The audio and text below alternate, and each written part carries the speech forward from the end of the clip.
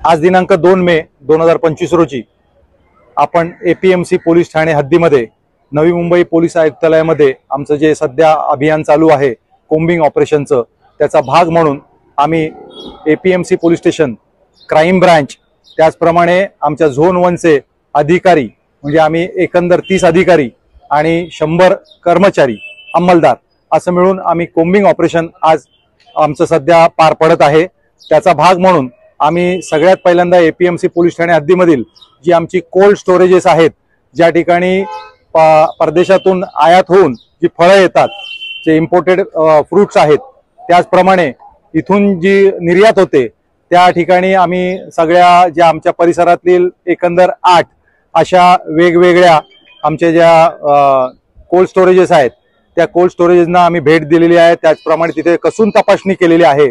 तिथे असलेल्या ज्या गाड्या येतात, ज्या म्हणजे मोठे कंटेनर्स असतात रेफ्रिजरेटेड, त्या कंटेनर्सच्या तपासण्या केल्या रॅन्डमली। त्याचप्रमाणे आतमध्ये असलेलं जे काय कोल्ड स्टोरेजेस आहेत त्यांच्या आम्ही तपासण्या केल्या। तिथे असलेले कामगार आहेत, तिथे असलेले व्यापारी आहेत, त्यांची सुद्धा आम्ही कसून चौकशी केली। त्याचप्रमाणे आम्ही फ्रूट मार्केट, त्याचाच भाग म्हणून फ्रूट मार्केट या ठिकाणी सुद्धा म्हणजे आम्ही इथे असलेले 2 गोष्टी आहेत याच्या प्रामुख्याने। एक म्हणजे कुठे आम्हाला ड्रग्स वगैरे सापडतंय का, किंवा बांगलादेशी घुसखोर नागरिक किंवा कुठल्याही दुसऱ्या देशाचे घुसखोर नागरिक मिळतात का, याच्यासाठी हे अभियान आजचं होतं। आमचं कोम्बिंग ऑपरेशन चालू आहे, आता सुद्धा ते चालू आहे। त्याचा भाग म्हणून आम्ही एक साधारणपणे या मार्केटमध्ये आता एपीएमसीच्या फ्रूट मार्केटमध्ये 150 लोकांना जवळपास ताब्यात घेतलेलं आहे। त्यांच्याकडे त्यांचे असलेले म्हणजे नागरिकत्वाचे पुरावे हे आता त्यांचे तपासले जातील, आमच्याकडून तपासले जातील, क्राईम ब्रांच कडून तपासले जातील आणि त्याप्रमाणे त्यांच्यावरती कारवाई करण्यात येईल।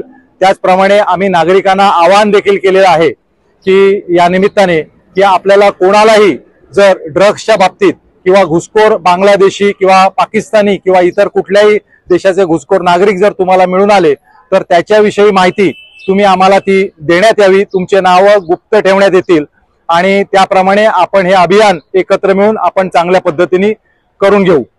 जय हिंद, जय महाराष्ट्र। सर, आता किती संशयितांना ताब्यात घेतलेलं आहे? आम्ही आता सुमारे 150 संशयितांना ताब्यात घेतलेलं आहे। त्यांच्याकडे तपासणी सुरू आहे।